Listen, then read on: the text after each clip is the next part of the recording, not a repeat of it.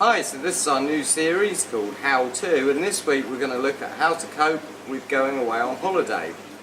So first of all, we're going to look at what to do 4 weeks before you go. So first of all, of course, you need to find someone who's willing to look after your tank. Hopefully it's someone you know, and try and also, before you go, get them round so they can see what you normally do on your tank in terms of feeding and things like that, so they're just a bit more familiar with it. Now, when they come around to have a look at your tank, make sure you know what all the plugs are for every piece of equipment and label all the plugs for them. Because if something happens while you're away and you need to tell them to unplug something, it's a lot easier if they know where the plug's located and which plug is for which thing. So that's something that's well worth doing. Also, you can show them how you're going to prepare the food for when they're away, which we'll cover a little bit later. And just generally make them familiar with the tank and things like that. You know, if you've got any fish that hide or bury in the sand in the evening, it might be worth mentioning that. So if they come around and it's missing, they don't worry.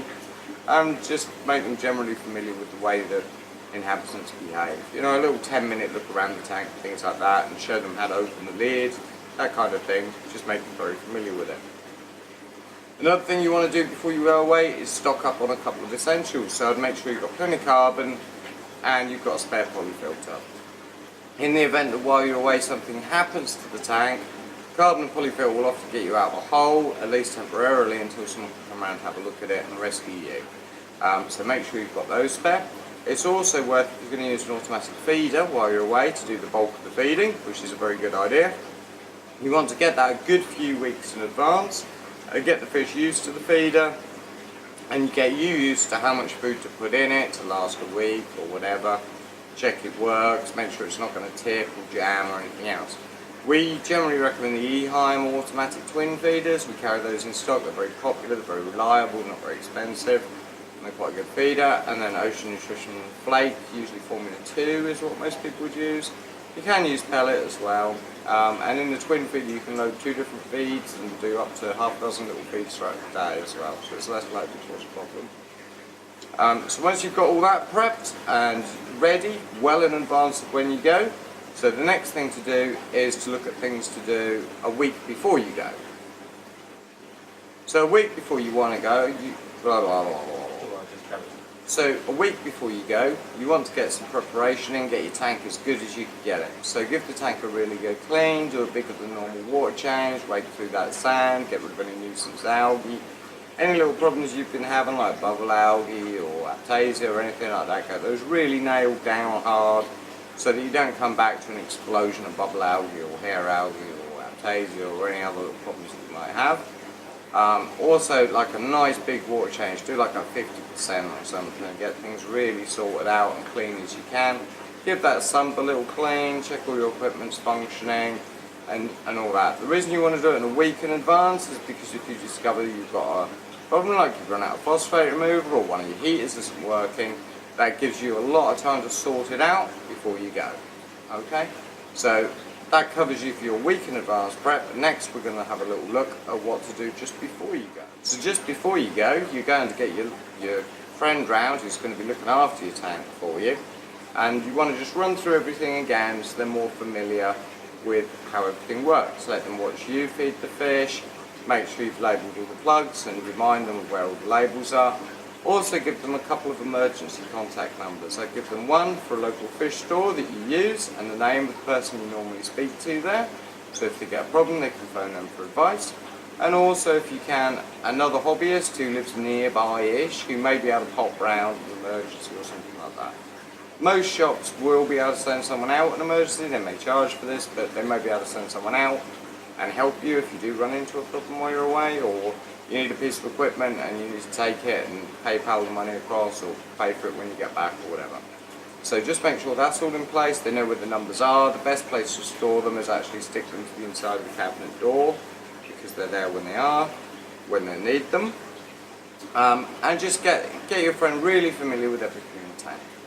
Now, if you get some little Tupperware tubs, most major supermarkets sell them, and put each day's food into a tub and label it with that day's name. So that way you can put all the tubs in the freezer and hide up the rest of the food. So whoever's looking after your tank doesn't get tempted to put extra food in, which could lose some water quality issues. If the other person is a marine keeper, they'll not particularly like do that, but if it's someone who doesn't keep fish, they may think they're still hungry and put lots of extra food in and cause you problems. So make sure that the person looking after the tank knows where the food is going to be kept, and explain to them the systems of the tub, show them how to defrost it and add it, and just generally sort it out. It's also worth going through one final check, making sure everything's working. Providing that's all done, you're now ready to go away on holiday.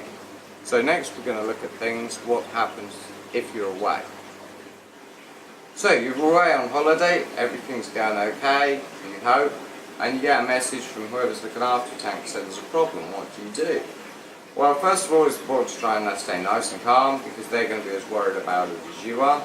And a lot of the time when someone's looking after the tank and they think there's a problem, 9 times out of 10 there's actually nothing wrong. It's just something that they're not expecting, like we've had a little bit of cyano appear, or we've been called out before in an emergency because white stuff was coming out of the top of the tank, just to discover it was salt creep on the lid, because the person who had the tank obviously cleaned that off all the time, and over the course of a week or two while they were on holiday it started to accumulate, and they thought that was a major problem.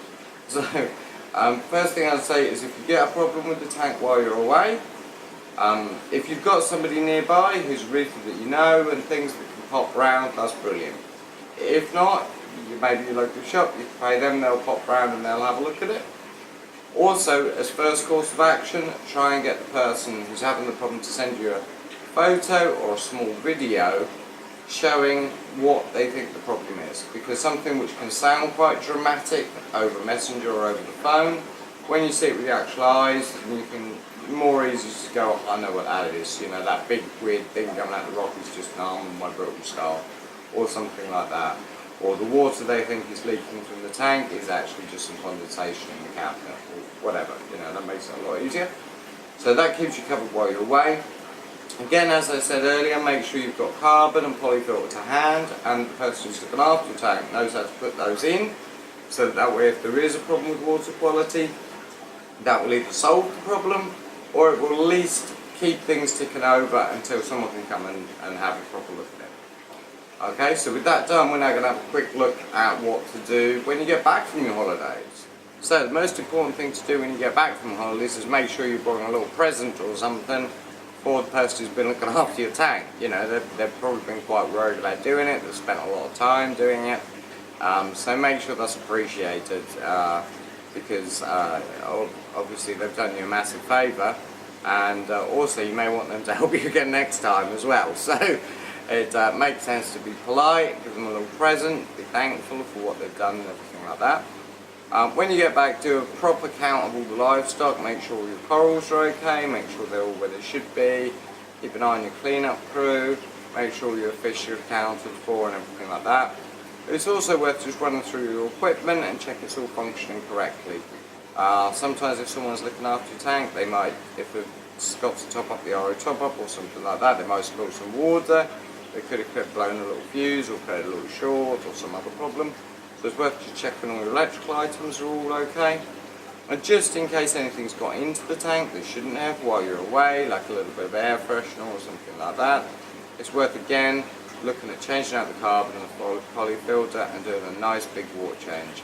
Get your tank back on track and make sure that it is good going forwards as best as you can be. You've not had a nice big rest yourself, so you've got no excuse other than find a little bit of time to work on your tank and make it as good as it was before you went away, or even quite a bit better than it was.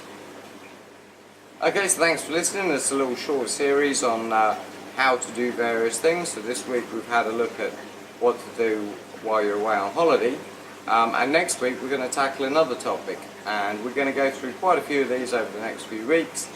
So make sure you stay tuned, subscribe to us on YouTube, like us on Facebook, and also set us to see first on your newsfeed so you don't miss out on any of these little videos. Thank you very much. I'm James from Salty Revolution.